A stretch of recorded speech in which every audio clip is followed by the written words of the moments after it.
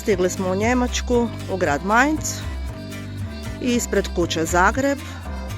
Danas će se održati Q-Pispu natjecanje za Njemce.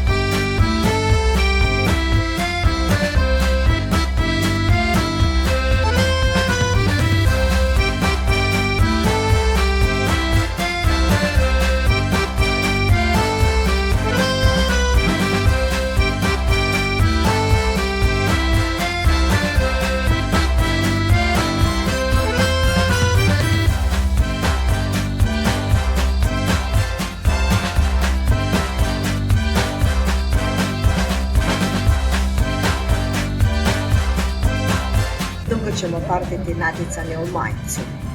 Kandidati su se jako dobro pripremili za natjecanje i pokazali nam svoje sposobnosti, tako da će Njemačka po prvi put ove godine imati 2 predstavnika na velikoj završnici u Zagrebu.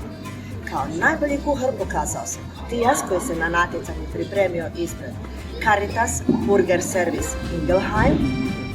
Najviše sposobnosti u pripremi koktela pokazao je Joachim koji se na natjecanje javio ispred Hildegard Forum Bingen.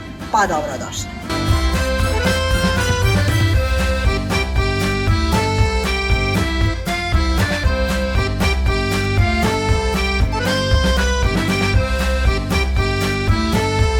Na inicijativu Hrvatskog veleposlanstva iz Berlina, Hrvatska kulturna zajednica bila je domaćin u gradu Mainzu ispred kuće Zagreb, gdje smo održali Q-Pispu natjecanje koje je prošlo fantastično.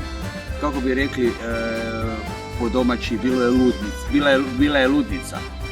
Natjecatelji, pjevači, muzičari, mentori, roditelji, svi su bili sretni i niti čudo da su pokazali interes da sljedeće godine Q-Pispu natjecanje ponovo održimo u Mainzu. A do tada pratite dalje Q-Pispu jer već sutra smo u sljedećoj državi.